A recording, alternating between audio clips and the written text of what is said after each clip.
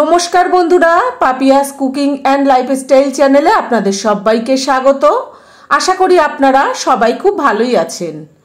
আজকে আমি সম্পূর্ণ নিরামিষ বড়ি আলু দিয়ে মিষ্টি কুমড়োর তরকারি রান্না করে দেখাবো আপনাদেরকে। তো আমার এই ভিডিওটা না টেনে শেষ পর্যন্ত পুরোটা দেখবেন। ভালো লাগলে অবশ্যই লাইক কমেন্ট শেয়ার করবেন। আর আমার সঙ্গে থেকে দেখতে থাকুন এই গরমকালে খাওয়ার উপযুক্ত কম তেল মশলা দিয়ে আমি কিভাবে এই কুমড়োর তরকারিটা রান্না করছি। আজকে মিষ্টি কুমড়ো রান্না করব, তার জন্য গ্যাসে একটা কড়াই বসিয়ে দিয়েছি আর এই চামচের 2 চামচ ধনে দিয়ে দিলাম। প্রথমে আমি একটা ভাজা মশলা তৈরি করে নেব। আর ওই একই চামচের 1/2 চামচ গোলমরিচ দিলাম, 1 চামচ জিরে দিলাম। গ্যাসের ফ্লেমটা লোতে করে দিয়ে এই শুকনো খোলায় মশলাটা ভেজে নেব। যখন মশলা থেকে একটা সুন্দর গন্ধ বেরোবে তখন মশলা নামিয়ে নেব। আর এখনো যারা আমার চ্যানেলটিকে সাবস্ক্রাইব করেননি তাদের কাছে আমার অনুরোধ রইল, আমার চ্যানেলটিকে অবশ্যই করে সাবস্ক্রাইব করবেন এবং পাশে থাকা বেল আইকনটি ক্লিক করে অল করে দেবেন, যাতে আমি যখন যা নিত্য নতুন ভিডিও ছাড়বো তার নোটিফিকেশন সবার প্রথমেই আপনাদের কাছে পৌঁছে যাবে। দেখুন মশলা ভাজা হয়ে গেছে, এবার আমি কড়াই থেকে নামিয়ে নেব। কড়াই থেকে মশলাটা নামিয়ে নিয়েছি, এবার মশলাটা ঠান্ডা করে গুঁড়ো করে নেব। আর মশলা নামিয়ে কড়াইতে দেখুন 2 চামচ সর্ষের তেল দিয়েছি। তেলটা কড়াইয়ের গায়ে খুব ভালোভাবে মাখিয়ে দিলাম। এবার 1 মুঠো বড়ি ভেজে নেব। গ্যাসের ফ্লেমটা লোতে রেখে বড়িটা বেশ লাল লাল করে ভেজে নেব।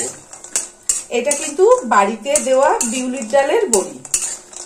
বড়ি ভাজা হয়ে গেছে, এবার নামিয়ে নেব। বড়ি নামিয়ে নিয়ে কড়াইতে যেটুকু তেল ছিল তারপরে আর 1.5 চামচ তেল দিয়ে দিলাম। তেল গরম হয়ে গেছে, 1/2 চামচ জিরে দিয়ে দিলাম, একটা গোটা শুকনো লঙ্কা দিলাম আর ছোট ছোট 3টে তেজপাতা দিলাম। ফোড়নটা ভাজা হয়ে গেছে। সম্পূর্ণ নিরামিষ আলু কুমড়োর তরকারি করার জন্য দেখুন এইভাবে ছোট করে আলু কেটে নিয়েছি ডুমো ডুমো করে। এবার এই তেলে আলুটা দিয়ে দিচ্ছি। সামান্য একটু হলুদ দিলাম। এবার হলুদটা আলুর সঙ্গে ভালোভাবে মিশিয়ে দিচ্ছি।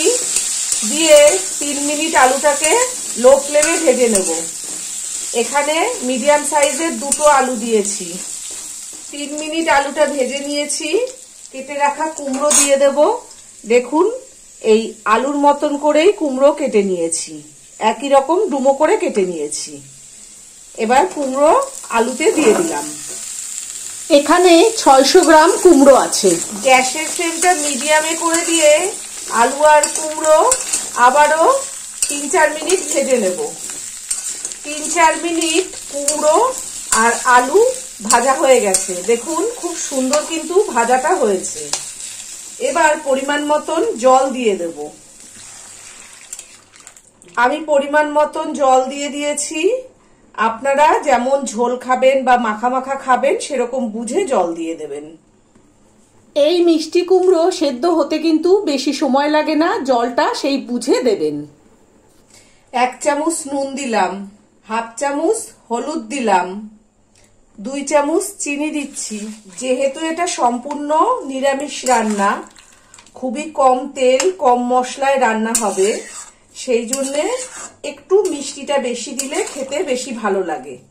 আর আপনারা যখন রান্না করবেন নুন ঝাল মিষ্টি আপনাদের নিজেদের স্বাদ মতন দিয়ে নেবেন। 4-5টা কাঁচা লঙ্কা চিড়ে দিয়ে দিলাম, একদমই 2 টুকরো করে চিড়ে দিয়েছি। এবার লঙ্কাটাও এই কুমড়ো আলুর সঙ্গে ভালোভাবে মিশিয়ে দিলাম। গ্যাসের ফ্লেমটা মিডিয়ামে করে 3-4 মিনিটের জন্য ঢাকা দিয়ে দিলাম। 3 মিনিট হয়ে গেছে, এবার আমি ঢাকাটা খুলে দিচ্ছি। দেখুন কুমড়ো আলু কিন্তু বেশ অনেকটাই সেদ্ধ হয়ে গেছে। কুমড়ো তো সেদ্ধ হতে বেশি সময় লাগে না। এবার আলুটা অনেকটা ভেজে নিয়েছিলাম, সেই জন্য আলুও কিন্তু সেদ্ধ হয়ে গেছে। আগে থেকে ভেজে রাখা বড়িগুলো দিয়ে দিলাম।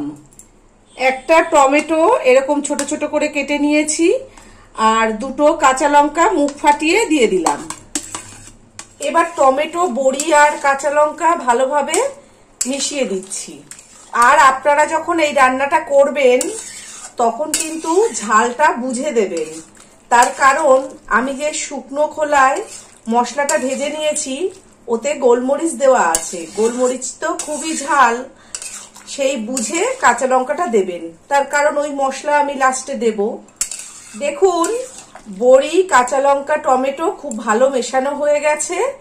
আবারও 2-3 মিনিটের জন্য ঢাকা দিয়ে দেব, গ্যাসের ফ্লেমটা মিডিয়ামে করে দিয়ে।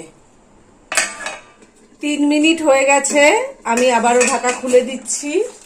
দেখুন বন্ধুরা, আমার কিন্তু নিরামিষ কুমড়ো আলুর তরকারিটা হয়ে গেছে। এবার আমি আগে থেকে যে মশলাটা করে রেখেছিলাম, মশলাটা গুঁড়ো করে রেখেছি, সেই মশলা 2 চামচ দিয়ে দিচ্ছি। আগে কাঁচা লঙ্কা দিয়েছি, সেই ঝাল বুঝে কিন্তু মশলা দিতে হবে। তার কারণ এই মশলায় অনেকটাই গোলমরিচ দেওয়া আছে। আর এই মশলা যখন করবেন আপনারা, তখন কিন্তু অবশ্যই গোলমরিচ দিয়ে করবেন।